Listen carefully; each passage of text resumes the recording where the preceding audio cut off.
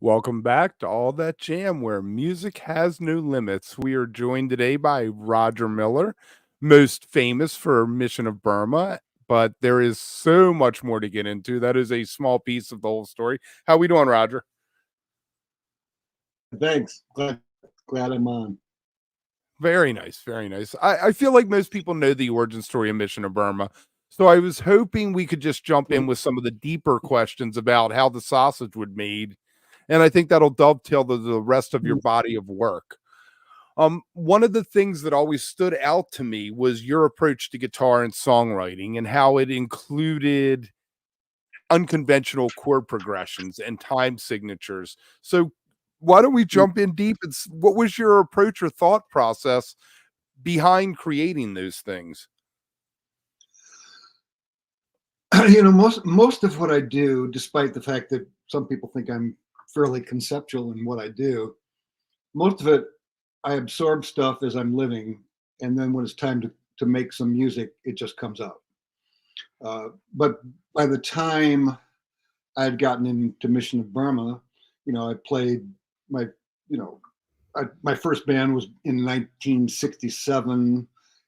I was going from 9th to 10th grade, and we are doing like Yardbirds, 13th Floor Elevators, Kinks, that kind of shit, Hendrix, and then I studied music when I was a kid, and so in between Sprott and Lair, which was in 1960 and 1970, I studied composition major, jazz, free form improv, and I didn't have a high tolerance for heavy metal, but I like stuff that had a little more brain to it. But so I just naturally brought all those things, like the free improv, unorthodox techniques, and abstract, sometimes complex but unusual chord structures. This just I can't. That's primarily it. Very nice. Very nice. I love it. It's what attracted me to the sound of it originally, and you've it influenced the whole swath of artists. Let's just put it that way. Another thing that I feel like influenced a lot of people was the use of tape effects and what Martin Swope was doing. How did that come about? Yeah, Martin was a friend of mine from Ann Arbor, and he moved out to Boston right when Mission of Burma was starting, and my brother Ben moved out, and they were going to play in a band together. But then my brother Ben moved back to Michigan, and Martin was sitting there in the house with me and Clint Conley and Eric Lindgren, and going, well, what am I going to do now? And I'm going, well, here's my friend. He's into this tape loops kind of stuff. And so we did some kind of, Frippen Eno-y kind of stuff that I thought was so, it was a little too derivative for my ultimate taste. But his use of tape loops, and I had just come up real early on in Burma with the song New Disco, and there's just 5 lines in the song. I thought, wow, I could have Martin gradually add each line as I sing it to the same thing of tape. So by the end, all 5 of my lines would be just swirling around and around in the kind of a nightmarish quality. And again, that's just, I look around, what's around me. Martin was there with his tape machine, and that's what initially brought him into the band. And then once we realized it worked well, we just said, hey, Martin, you want to keep doing stuff on different songs? And he did. I mean, the fact that he could do that stuff live back then. I mean, now anybody can do it. You have a computer, boom, it's no problem. But he was on stage doing it live with you. Right. Before every show, he would be back there cutting up fresh tape loops, like 3 or 4 fresh tape loops before every show. Totally hands-on. I mean, Eno did some of that stuff with Roxy Music, and Terry Riley had done all sorts of looping kind of stuff. But we integrated it into a really pretty physical, more confusing environment.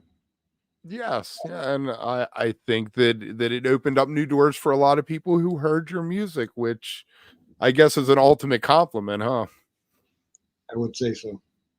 I would say so. So, famously, infamously, the band burned bright and it ended quickly, not because of any internal thing, but because of tinnitus. You want to talk a little bit about how you realized it and the decision to say, hey, I need to stop this for my own health?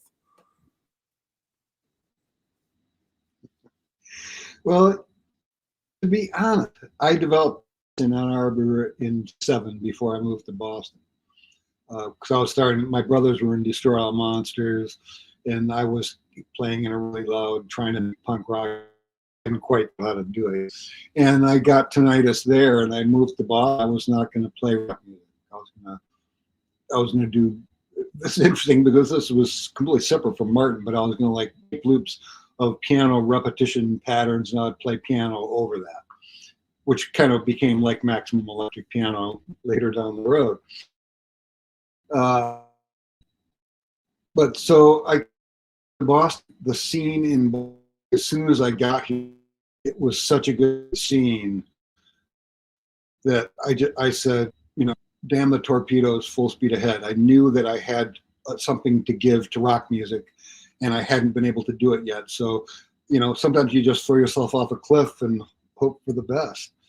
And it was, you know, it was worth it. I mean, right now I can hear things going really loud, but you know, I can still talk to you. And until I said that, I hadn't noticed it all day. Right, So you right. that.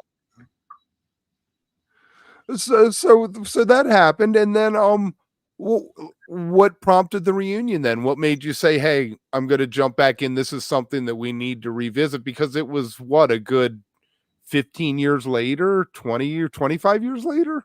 Where's my 50, math? 50 to 20, something like that.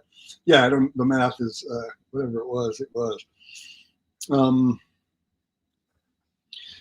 The thing is, the reason I broke the band up is because I knew I had other things to do musically besides Mission of Burma.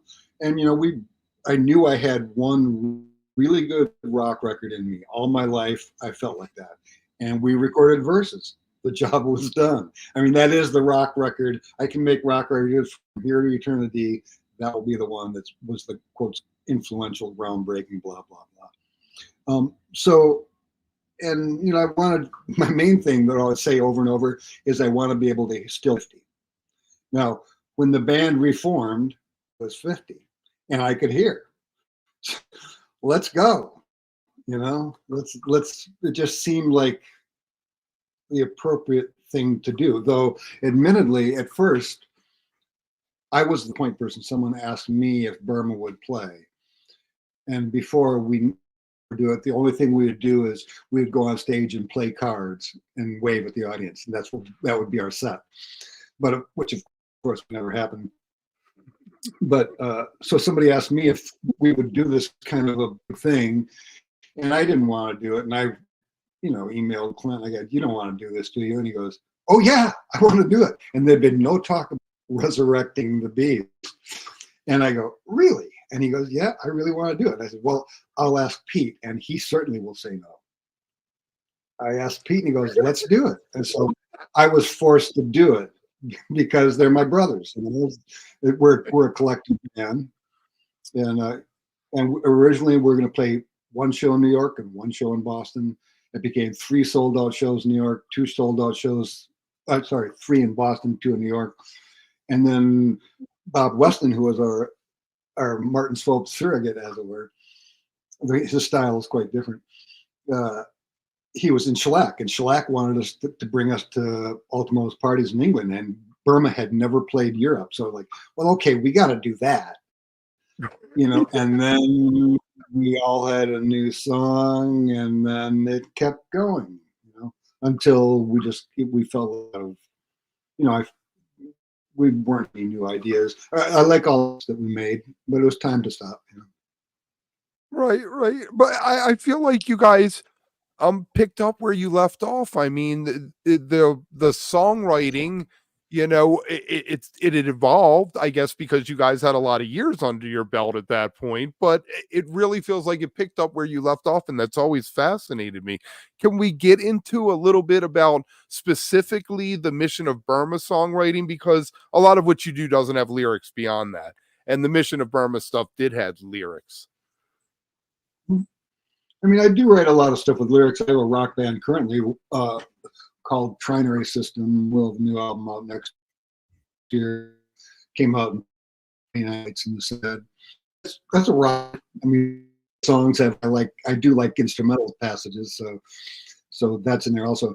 But yeah, I mean, as soon as we agreed Burma was going to reform, there is the kind of parameters that make Mission of Burma, and we all reined in our extracurricular attitudes and put them into that, that framework. And I think overall we did a pretty good job. I mean, nothing could ever possibly be as influential as Verses and Signals and all that shit, but I think the Obliterati is a really good record, and if Unsound had been recorded better, the budget was low, that would have been another one of my favorites. I still like. Do you still have the tapes for it? The original masters? Well, someone probably does. You get someone to remix it. I saw the Mission of Burma page on Facebook. You made a few posts about Steve Albani. You want to talk a little bit about him just off the top of my head? I know that you really appreciate what he did. Yeah, I mean, I liked him right from the beginning. Like at first, I remember when Burma did our live Chicago in '83. Someone said, "There's this band you got to see called Big Black." I was like, "Wow, that sounds fairly sinister and abstract." But it took me a couple of years later to heard those first EPs and the Atomizer, which is just mind-boggling. And once I got it, I really got it. My understanding from the world is that Steve was Mission of Burma. He saw us at our in Chicago, and it affected some of his things. And just to shellac, and we're basically a mutual admiration society, except for that Bob Weston was in both bands. He was getting rich while the rest of us were slogging. That's a joke. But I mean, he was the glue. I mean, he put in a lot of time. Every show, he did sound and tape loops, and then he would go play bass. It's like the man's a hard worker.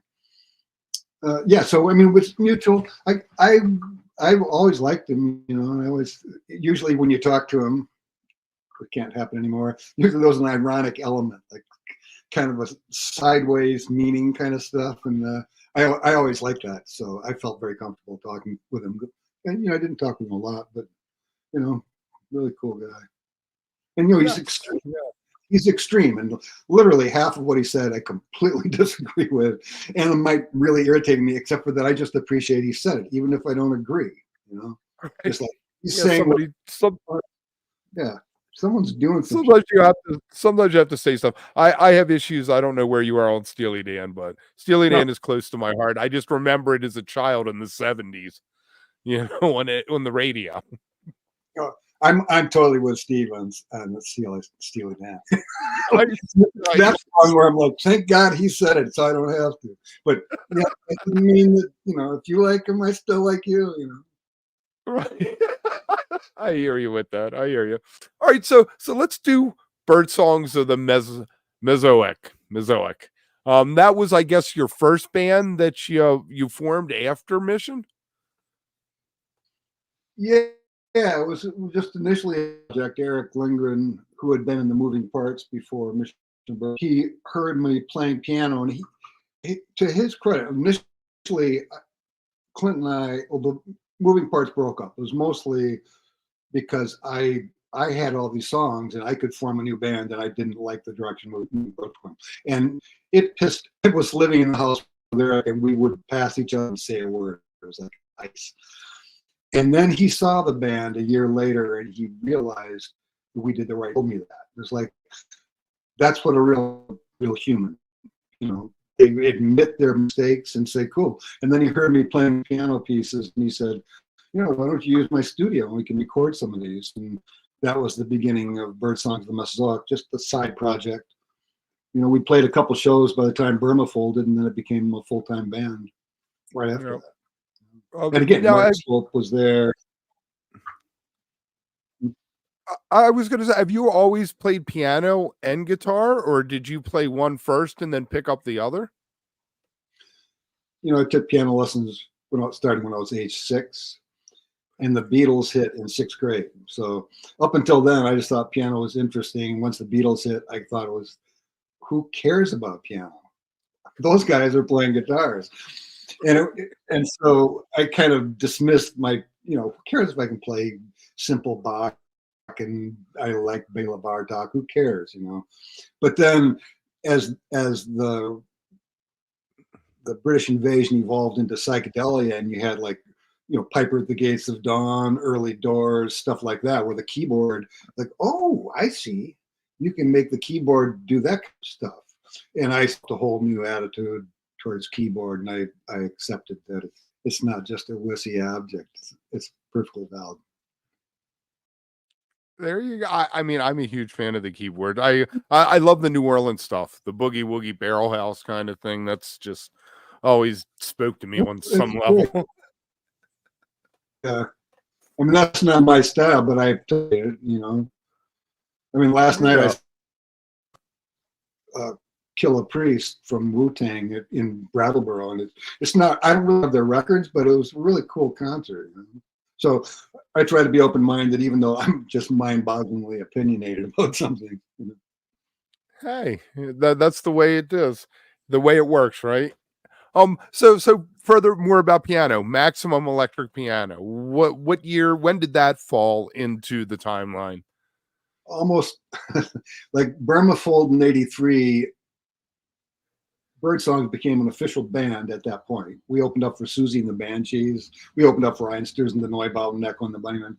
And fall of '83, I started Maximum Electric Piano. Like I have too many ideas, basically. Because I had bought a piano that was a Yamaha CP70. It had strings. It folded into 2 parts. You put it together, and it had strings and pickups like an electric guitar. So I could run it through guitar effects, and I got that looping machine, the Electromonics 16-second digital delay, which I based the whole thing on, along with prepared piano work. I was really excited about that.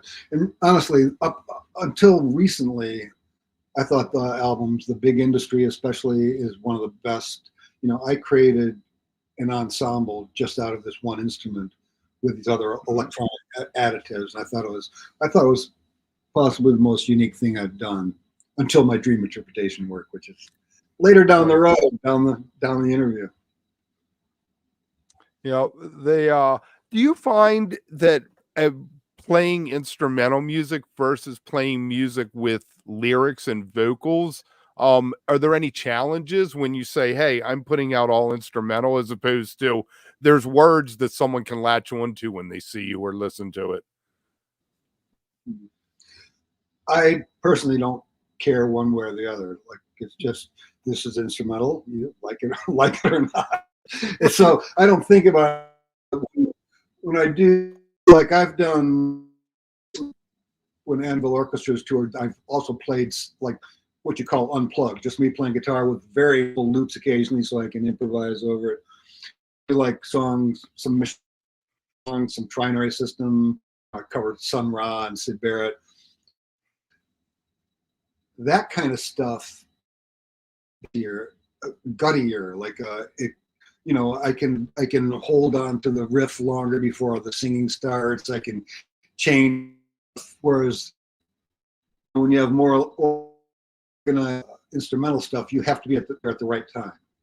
So it's a different type of a slightly different part of the brain. But I'm happy with. I love doing the unplugged shows. I'm doing this in Arlington, Mass, for their Porch Fest. I love them both. It's just I do one more sometimes than the other more sometimes, and it's just the way it unfolds. Do you approach improvisation different when you are playing something with lyrics versus something that's instrumental? I mean, usually the big improvisatory sections are in the guitar solos, and then I can do, it's pretty free form, but it's more like, because there's nobody else to play with except for me, like I do the song Forget by Mission of Burma. And when I go into the chorus, I just retard it slightly so the chorus is slow. And then it gradually speeds up until you get back halfway through the chorus and you're up to tempo. So I can ring out that kind of drama that you can't do in a band because you have to know it ahead of time. No, that's just the nature of working with other people. Right. And so that's kind of cool. So that's the kind of, it's not necessarily improvisation, but just you can approach it however you want. You're not obligated to anybody. There is a theory or a thing with jam bands of type 1 versus type 2 jamming, where type 1 jamming is the screaming guitar solo while the band's just ripping behind you, and type 2 is more of a jazz thing where everybody might be like Dixieland, where everybody's playing something different, and there's nobody's playing the song anymore. And I guess I feel like you probably go more the type 2. Would you agree with that? I mean, you have a band when I'm left to my other people. But I mean, in Mission of Burma, when I'm soloing, like let's say Fun World or Red or any of those types, Clint and Pete are mostly playing the riff. Right, that's type 1. Right, that would be type 1. Yeah. But they're throwing stuff off, and I feel a roll coming up, and Clint goes boom, ding, and that makes me go, something different. Right. So it's a mixture of, it's a very elaborate, it's a loose type 1. Let's say, they're not just playing the exact same thing over and over again, which to me is tedious. And I've made records that are entirely improvised from scratch too, and it's collective improv. Right. I mean, there's the groove. You get a groove, and then someone solos, or there's a gradual morphing, or you can compose from scratch. Right. Stuff that, when it works, that really. There's a record I made with my brother Benjamin called M2 at Land's Edge, and I play nothing but prepared, plays nothing but a guitar with on both ends. So he's doing crazy shit and I'm doing crazy shit, and whatever you think of a guitar duo, it is not. And everything is composed entirely from scratch, improvised. There's we don't have any idea what we're doing when we start every time. It's great. Right. I love this. There you go. Let's talk about Dreams. Going back, you had an album in 95 that had a Dream Interpretation number 8 on it. You had an album in 96 that was piano and not guitar that had Dream Interpretation number 9. Your new one is 8 Dream Interpretations. Can we touch on where the dream thing comes into what you do? Mm-hmm. I mean, I remember dreams from when I was like 5 or 6 or 7. I've always remembered my dreams. I've had a dream journal since I was 19, like every year. I have a journal and a dream journal for every year. They go hand in hand. Wow. And I'm just kind of fascinated with them. And occasionally I would use stuff from my dreams, like for some ideas, like wordplay usually. But when I was going to music school in 1975 at Thomas Jefferson College with my brothers Lawrence and Benjamin, I got it. My teacher, Denman Maroney, who was really excellent, he said, judging from your interest, you'd probably really like surrealism. Now, I knew, everybody knows Dali and it's wacky, therefore it's surreal. That's not really true. Like surrealism, there's some kind of rules to it to make it just not wacky self-indulgence. Right. And in one of the second manifesto, one of their things was bring dreams into the real world, the unconscious into the conscious world. And I'd been looking for a way to compose music. And Andre Breton, the master of ceremonies for the surrealists, said that music couldn't be surrealist because it wasn't specific. When you put a lamp and a tree and horses together, that's a surreal event. Like, what the hell is going on? And you're forced to make connections. But music is so abstract that it's not the same. But that pissed me off. So their manifesto was about dreams. And so I said, if I'm using dreams to organize music, I have made surrealist music. So fuck you, Andre Breton. That was the, theoretically terms of it.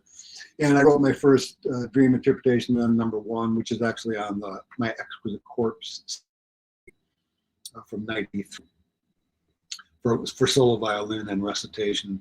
Yeah, so I've always been interested in dreams, and over the years I've made quite a few of them. But that Elemental Guitar album that I did for SST in '95, the best tracks on there are the 2 dream interpretations. It was the first time I'd done it for guitar groups, and it struck me as being the most interesting. So when I started thinking about solo guitar performance again, and I had collected a new looper and devices. I was going, well, what am I going to do with this? And I said, well, I'll just use dreams to organize it.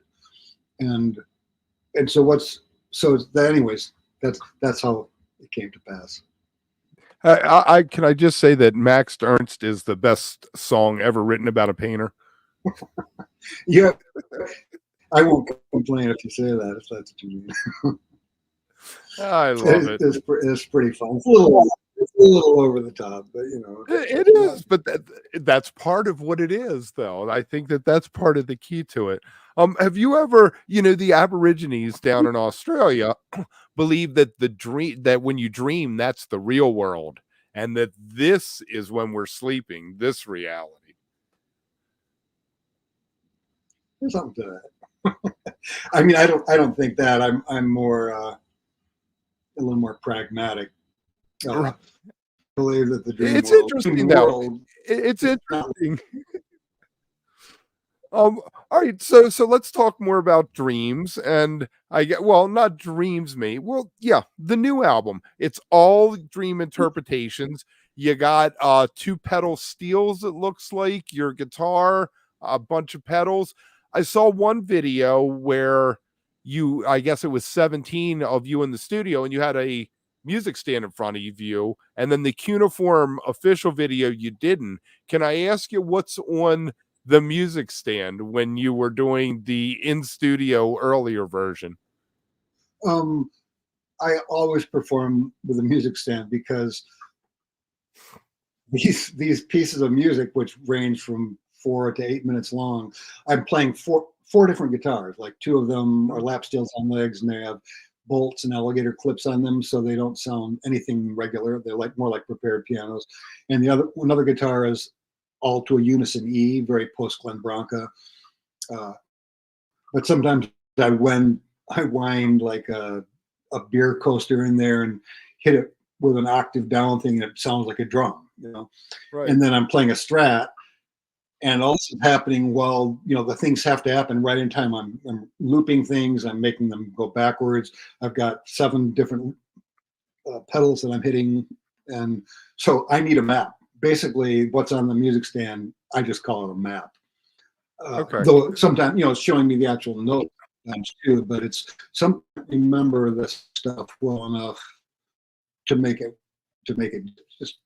I mean, in some of these pieces, dream interpretation #19, there's like over 100 in the course of the piece, from changing a guitar to changing foot pedals, opening the loops, closing the loops, fading them out with a volume pedal. I'll have to show up on time. Like it's really hard work, but when I get it, it's really satisfying. I just did yeah. Right now, is this something that you've done live anywhere? Oh yeah. I've done sure. This year, there's a band called the Mesthetics, which is Brendan and Joel from Fugazi as the rhythm section, and then Anthony Pirog on guitar, and the sax player is really good. I can't remember his name now. I apologize for that. But yeah, I opened up for them because Anthony's a fan of mine, and I know the Brendan and Joe. And I was the opening act. And this last show we did in Boston on the 18th of May, I was really well rehearsed, and my friends who were there all said I looked really relaxed, and I really pretty much nailed it, and when it was, wow, You know, it's wow, because it's most of the shows aren't really that, to me, aren't that good. No one in the audience would know, but I blew that section, I blew that section. You know, I'm ready to whip myself. Tell me that they like it. Oh, great! I feel better now. It's really hard to rehearse hard for every single show because it's so complex. But it couldn't have happened any other way, you know. And I really stand by these compositions. Like, do you ever go back and listen later and say, "Well, it wasn't that bad," or "It was better than I thought"? Sometimes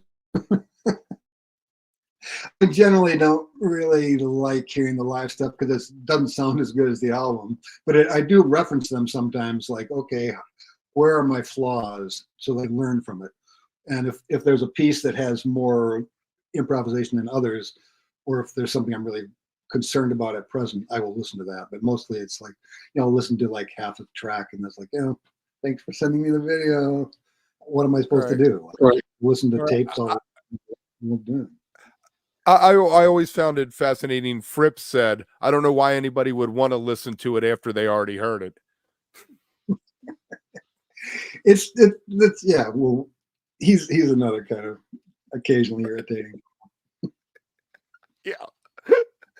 I love them. Love them still. All right, let's talk soundtracks because you've done a bunch of different soundtracks. We have Skylight Films, you did GRANITO, and then you had Alloy Orchestra, which I think I want to jump into first because I've seen praise for this all over the place, and I find it fascinating. You want to give the concept of what Alloy Orchestra was and how that came about? Well, this gentleman in Boston, David Kleiler, who's no longer with us, the elder, he believed that silent movies should have live music, which is what they used to have. But before it became in vogue, I would be a guy who did that, you know, with my looping machine and stuff. And then, but I was touring a lot, so we asked Caleb Sampson to put something together, and he was with Ken Winokur, and they had Terry Donahue added, and they version to Metropolis. So they just thought it was going to be a one-off, and it really cooked. And it's you had two percussionists and Caleb, who was a soundtracker, like a well-known sounder. So he understood certain things, and they understood certain things, and that created this really interesting entity. I saw them do Metropolis now, and then keyboard player committed suicide. And I'd been playing with Terry and Ken also, and they called me up and they said, "We have a show coming up. Do you want to fill in?" And so I joined the band. And I could do what Caleb did, you know, within reason, because I also was a soundtracker. And a lot of, you know, I was a player, I was a keyboard player, and so I could easily cop on to how he was making it work in the setting. Yeah, and then you score to the film, you know. And I accompanied dance classes when I was in college, and I'm a natural accompanist to some degree, despite being woefully strong-headed in general. Right. So Alloy Orchestra, you went through and watched it beforehand, and you guys had mapped out what you were going to do live? Yeah, it's a very composed. I am reading music the entire time. Okay. That band broke up during COVID, and Terry and I, one of the percussionists, continued on as a duo, and sometimes we have, or a trio, where we have Larry Dersch, who plays in my band Trinary System. He's the third percussionist when we need it for like Metropolis and a couple of others. And we do actually much more improvised stuff. We do the Cabinet of Dr. Caligari, where all I have is, you know, what's coming up next in the film. It's about 6 pages. And then sometimes it says waltz, or, you know, follow this. Like there's no music. Right. It's every time it's improvised match. So it's more interesting now, actually. That's fantastic. So how does that different than, let's go with the Skylight Films. You've worked with them quite a bit for many years and done 6 or 7 soundtracks for them? Mm-hmm. Let me just add one thing to the previous conversation. The current band is no longer called, it's called the Andra, and we do play quite a bit. Anyway, you know, now we're back to Skylight. I think I've done 5 of them. and they generally have to do with Central America injustice. GRANITO is about Ronald Reagan's help to genocide the Guatemalans. The one I just did called Borderland is about people trying to get over the border, mostly during COVID, because that's when it was made. So it's deep stuff, really, and I really like working with them. It's very, very different music from what I write on my own. It's very different from Anvil Orchestra, because in the Anvil Orchestra we are telling you everything. There's no talking, there's no sound design, there's no sound of wind. We're making the wind, we're taking over the voice, we're doing everything. Whereas here, I'm just making the music and the sound design and talking. Sometimes the music's gone. It's a little more currently what you'd call traditional soundtrack work. Right. And what is your process for doing that? Do you watch through the movie first, or do you watch and say, I'm going to start working on the ideas right now while I'm going through it? Like a notepad. I'll watch it a couple times, talk to they see the main character, and this last one was a main character named Kosh, AXH, Guatemalan. He had to leave because they were and so he had a theme. It was kind of a leitmotif for him. So we started working on those, and once we got a good theme, it was comparatively easy to vary it and how it changes, and so the thing will really the whole works, scene by scene. Yeah. So let me ask you, you've done the soundtrack work. My nightmare vision of music is in 5 years, AI will be writing the incidental music for commercials and in movies and things like that. Do you have any views on AI, and positive or negative? Well, I mean, to some degree, we use something like it when we're driving. The car tells you when, your oil is low. However, that's where AI is good. Like, just make it do the functional shit. When you try to replace human, soul, for a better word, lack of a better word, that's where it becomes problematic. And and then I could see a lot of these dystopian, Terminator things coming true. It's like, why does AI need humans anymore? They're just pathetic. Or make a mess of everything. And I think that, Spotify, since Spotify doesn't sell music, they sell subscriptions. They could care less whether AI is making the music, as long as someone's clicking on it, Right. That's totally true. Yeah. The idea of content just pisses me off. The concept of it. Music is art. It isn't content. This might be content. Yeah,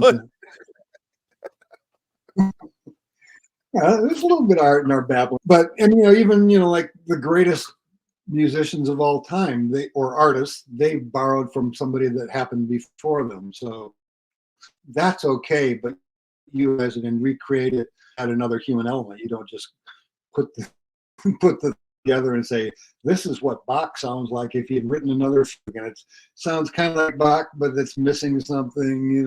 What the fuck? Right. I think it was T.S. Eliot that said, good poets imitate, great poets steal. Yeah. I mean, that's a fair, he could very well been one. Many people have said something like that, and it's totally relevant. There's some truth to it. All right, let's turn to this transmuting the Prosaic. You are also a visual artist, and let me stop in here for a second. It's not transmuting the Prozac; it's transmuting the Prosaic. So it's very important that people who are listening, it has nothing to do with Prozac. The Prosaic, the mundane, transmuting the mundane into something, that more alchemical. My bad. More alchemical than pharmaceutical. Let's just say. Where's my head? So let's I get don't know, but it's from what I got from there's a web page for the place where I guess it originally was set up. It has something called the Davis Square Symphony in it, something called Pop Record. Can you give us like an overview and then maybe we can look into some of the parts of it? sure. It's something that's kind of fascinated me. I mean, there's what's the word is like you can look at a rough diamond and see the shape inside it, or this surrealist said it, or even like the Buddhists, like you can look inside shit and see a jewel. It's in the mundane bullshit.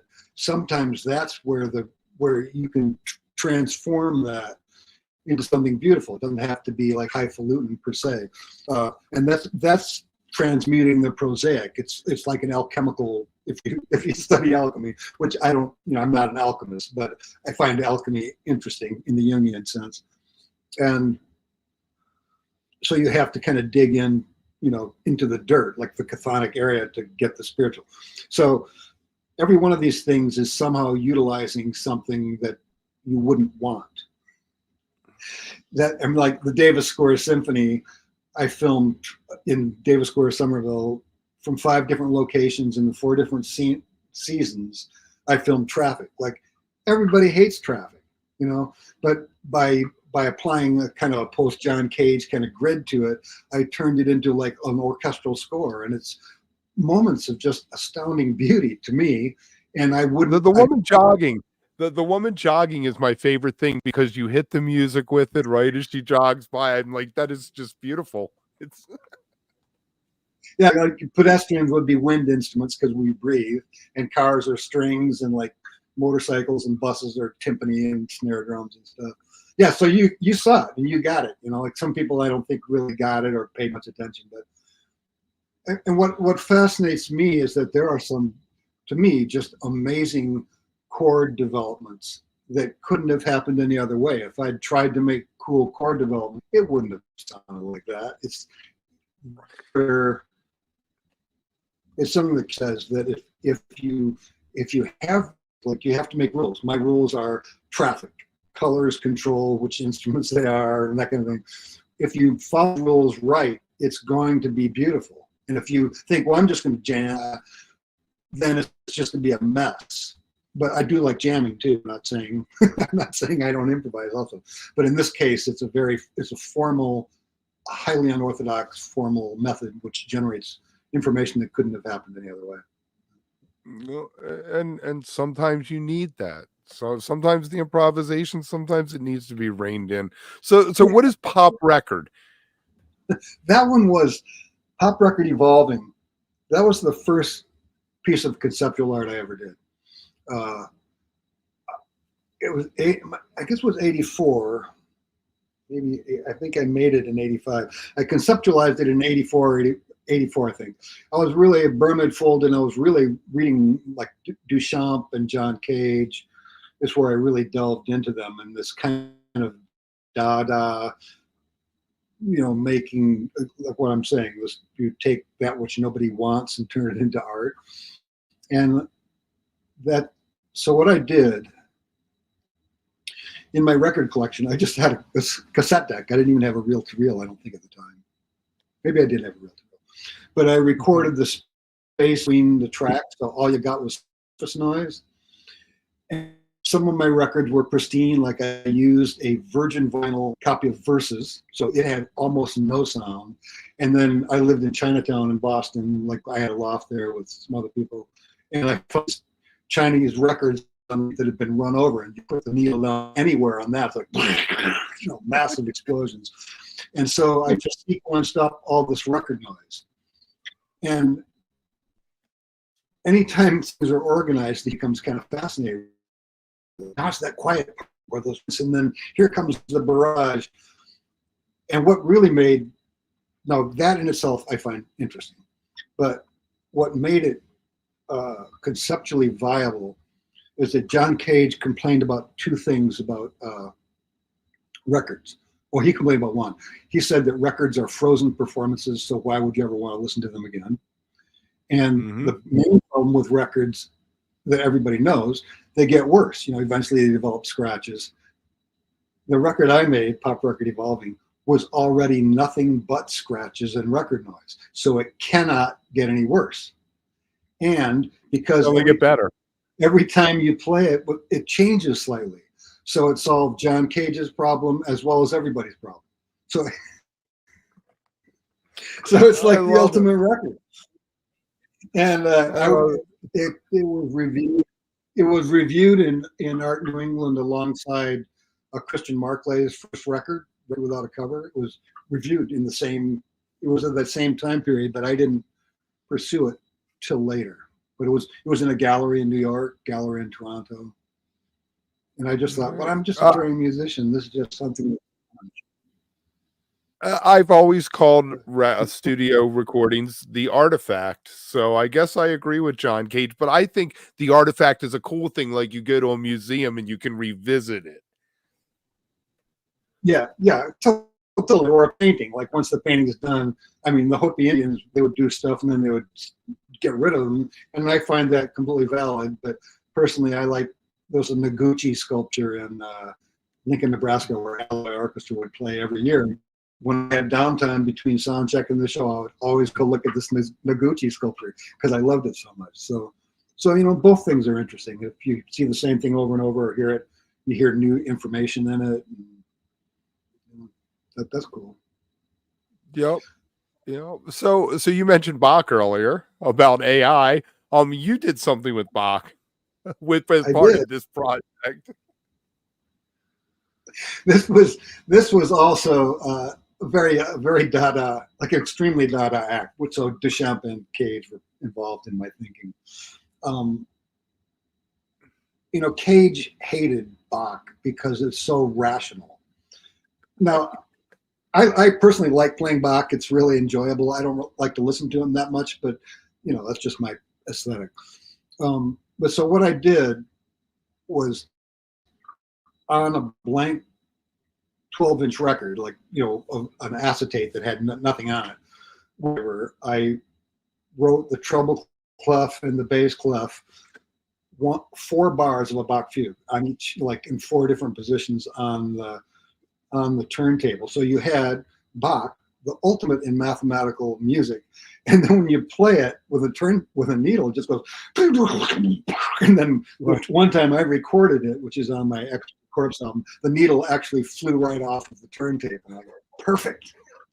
So that all that perfect thinking, it's still there. That's Bach's music on a record. You know, you can't say that's because it is his music. It's written out, but it's, you know, that kind of thing. It amuses me quite a bit to use Marcel Duchamp chain.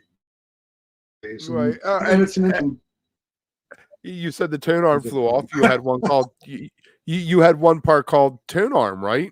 That the same tone arm was used at different listening stations or something like that. Well, the tone arm didn't have a listening station. Oh yeah, I see what you mean. Yeah, I had the tone arm. I took a photograph of the listening stations, and then my graphic designer Joanne Kalionsis, she's not my graphic designer, but she works with me a lot. She's really excellent. Does almost all my albums. She stylized it so that we inked it. A Third Man does inking, so I did this at Third Man. So you had,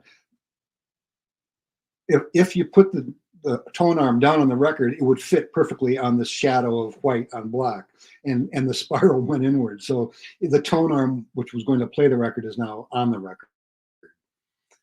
That's that kind of, you know, it's very pretty. It's also, you know, graphically simplistic and pornographic.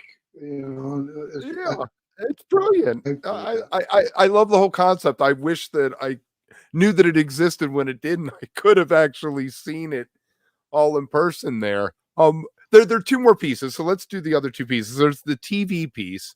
What was that about? If you go to, you'll see that my logo is the graphic. The graphic up until about 1974, television turned off at midnight or 1 a.m.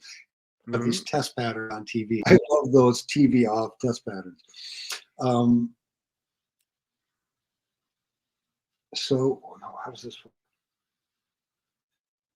Yeah. So I had that tester. They did Man Records on a blank eye WRCM inside it, which is like it's a radio station, but RCM is my initials. Also, you're in area of Roger Clark Miller, and then the listening station, which you had headphones and you could look at that at the same time. First had what did it have? First had the national anthem played by the, because that's first what happened when TV went off. National anthem, then there was a yeah. And then there was a sine tone, and then there'd be white noise. That's what you heard Right. on the, and it's again, but it's a weird. It touches back on prehistory, and like nobody growing up now would have any idea what this even is. It's like an artifact from the past.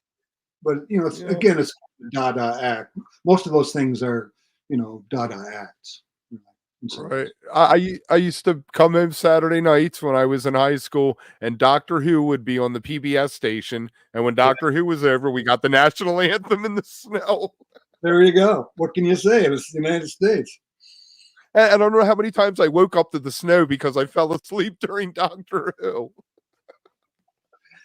That's the ticket right there, man. All right, so let's bring it back around. I promised everybody we'd bring it around. The other piece to this was a Mission of Burma album that you did something fascinating with.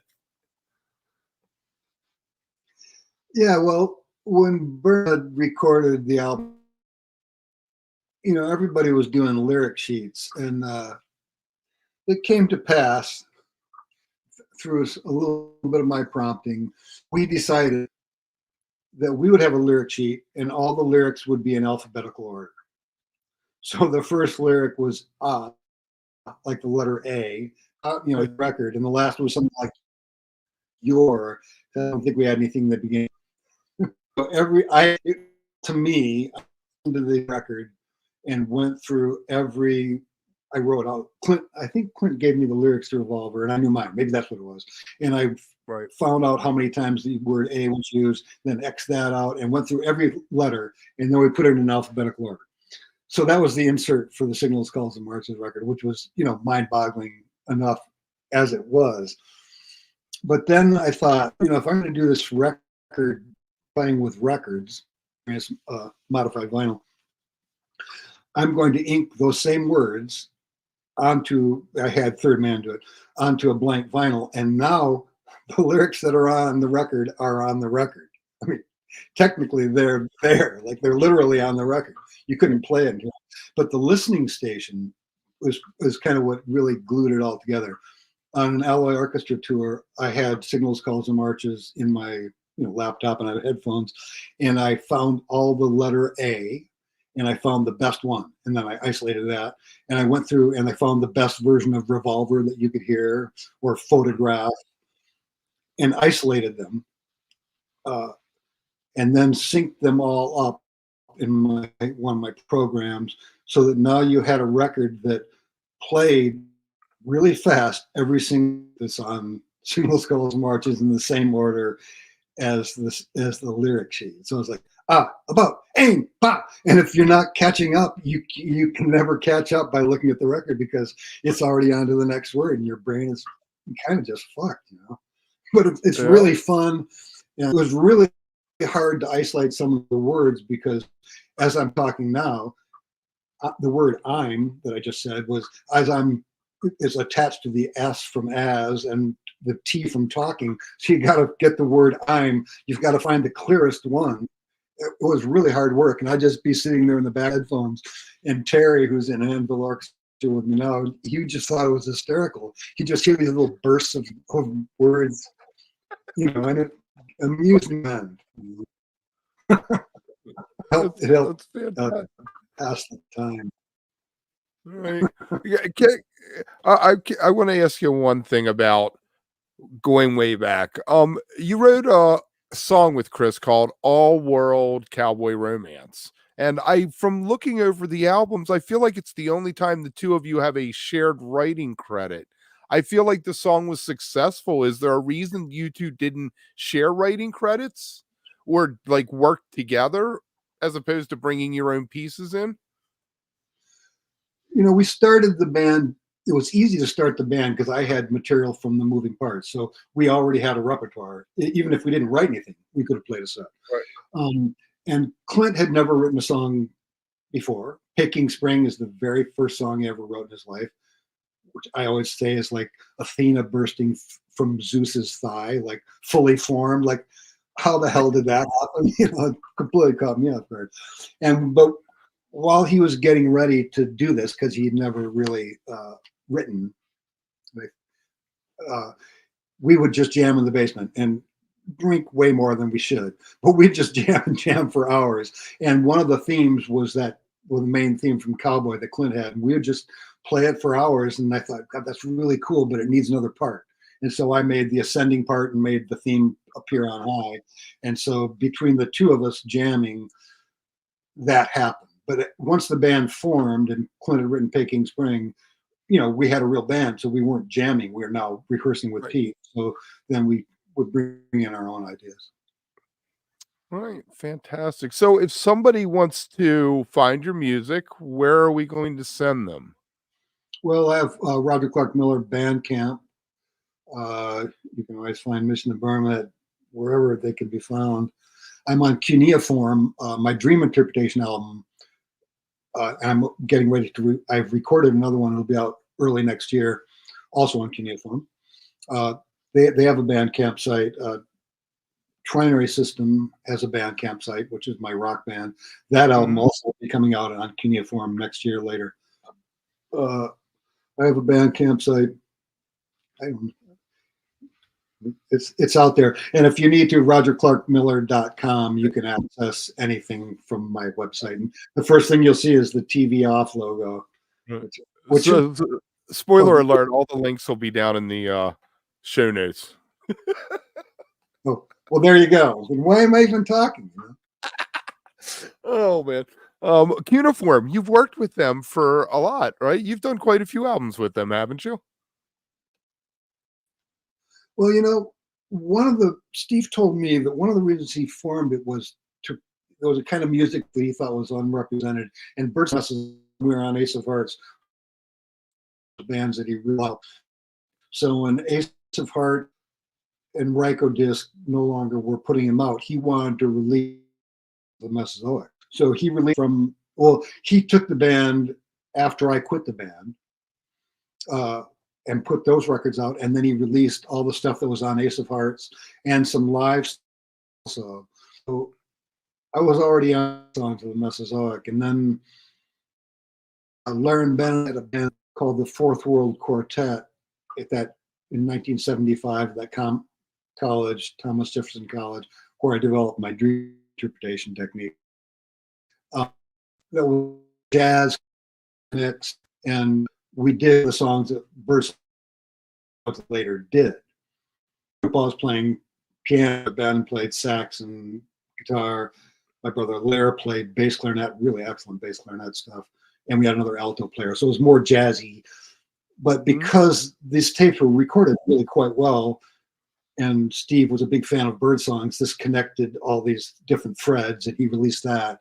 And then he put out my Dream Interpretation, put out some other records of my brothers. And you know, it's cool. He's really really good guy. And here we are. Where are we going to be able to see you live anywhere in the next few months, or anything you can talk about? I mean, in Arlington, in the Boston area, I'm playing Arlington Porch Fest on June 15th. After that, I don't have any shows until the fall. Mostly Anvil Orchestra shows around. You'd have to go to the Anvil Orchestra. Yeah, we'll check it out. So what is Porch Fest all about? What's that? What is Porch Fest all about? It's just a friend of mine, Joanne Calionsis, who has done excellent graphic work for me. She, Porch Fest is a thing they do in Boston. They probably do it all over the place. And, people play in people's yards.